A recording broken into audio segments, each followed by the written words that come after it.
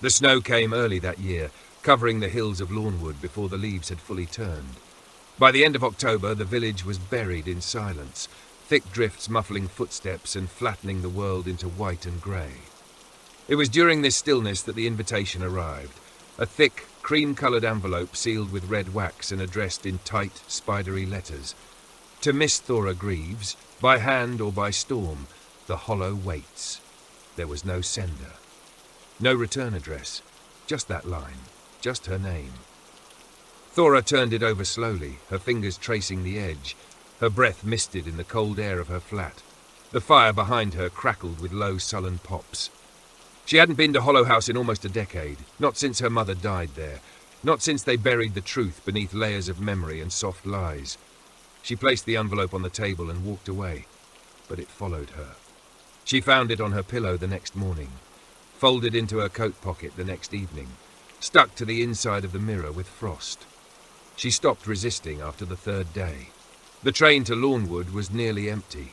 Only one other passenger, an older man with ink-stained fingers and a wool scarf pulled too high. He nodded at her once, eyes tired. When she asked if he knew the hollow, he simply said, "The house that watches. Best to look down when you pass it." She didn't ask again. The taxi dropped her off at the edge of the woods. The road that led to the hollow hadn't been ploughed. It wound up the hillside in a narrow, twisting path, barely visible under the snow. As she walked, her boots sank deep, and her breath came sharp and thin. The trees closed in overhead. Their branches bowed under the weight of snow, like mourners in slow procession. Ravens watched from above, black eyes tracking her every step. By the time she reached the house, dusk had already settled. The sky was bruised purple, and the wind had died completely. The hollow stood at the edge of the forest, perched like a secret on the lip of the cliff. 3 stories of black stone and steep roofs, its windows all shuttered, its doors all sealed. Except one. The front door was open, just a crack. Inside it was warmer than expected. The air smelled of cedar and something older, dry parchment, beeswax, dust. She stepped inside and closed the door behind her. The lock clicked without her touch. Candlelight flickered in wall sconces. A long hallway stretched ahead, lined with portraits whose faces had faded into obscurity. Their eyes were hollow, their expressions solemn. Some frames were empty.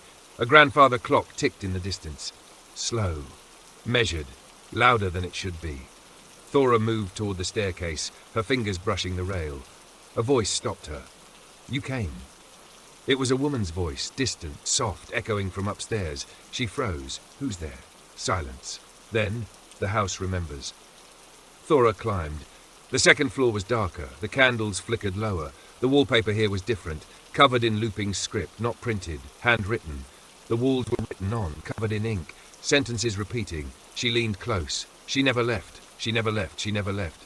Each sentence in a different hand, some childlike, some elegant, some frantic. A breeze passed behind her. She turned. The hallway was empty. A door creaked open to her right. She stepped inside. It was a bedroom. Clean, cold. Her childhood room. The desk still bore the scratches from her compass. The rug still had the faded bloodstain from the time she tripped and cracked her chin. The bed was made, and on the pillow lay a music box. She picked it up. It began to play without winding. The tune was familiar, her mother's lullaby. She hadn't heard it since the night her mother died in this very room. Thora clutched the box tight. The closet door opened. Slowly. She turned. It was dark inside, but not empty. A figure stood within, pale and tall and thin, wearing her mother's shawl. Its eyes were wrong, too wide, too black, too quiet. Thora backed away. The figure stepped forward. "Thora," it said, "don't forget me." She turned and fled, down the hallway, down the stairs. But the house had changed. The stairs didn't lead to the foyer anymore. They spilled into a long, dark dining hall, where the tables stretched impossibly far. Each place was set. Crystal glasses, silver forks, a name card at every seat. She moved closer. The names were hers, every single one, written differently, some scratched, some stamped, some burned into the paper. She turned to run, but the chairs scraped back. Figures sat there now, dozens of her, older, younger, some injured, some blind, one missing her mouth entirely. They all looked at her. "She never left," they whispered in unison. Thora screamed and sprinted toward the far door. It led to the library. Floor-to-ceiling shelves, every book identical, bound in black leather with no title. She opened one, blank pages. Then, slowly, ink began to form. Her memories, each page unfolding with the truth. Her mother's voice screaming behind a locked door. The night Thora ran instead of helping. The figure in the hall that wasn't her father. The old key buried in her dollhouse. The room they told her never to enter. She dropped the book.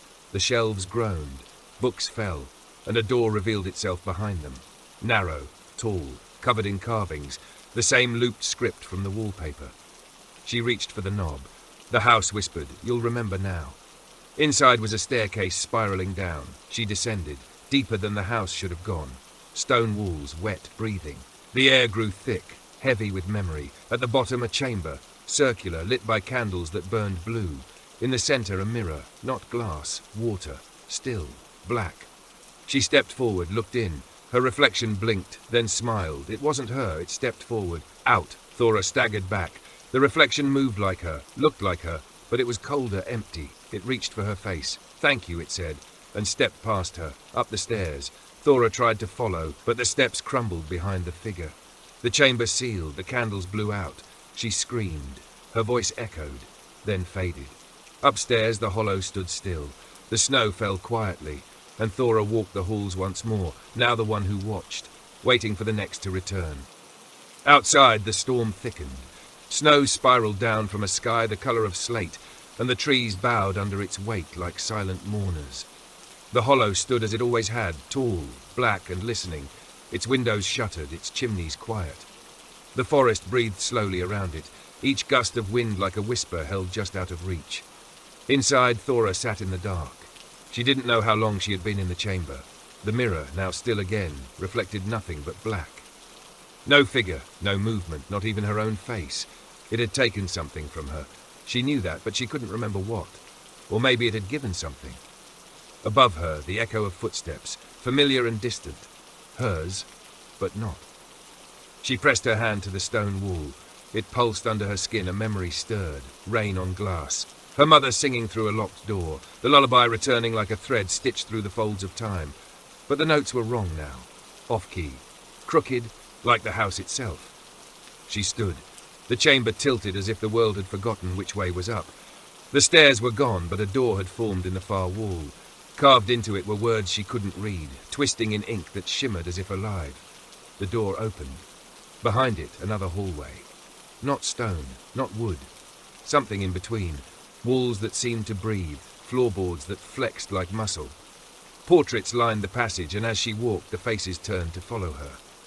Some wept, some grinned with too many teeth. Each bore her name. She ran.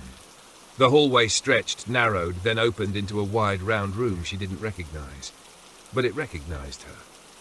A circular space lined with tall windows, all of them showing the house itself from different angles, as if the hollow were looking at itself.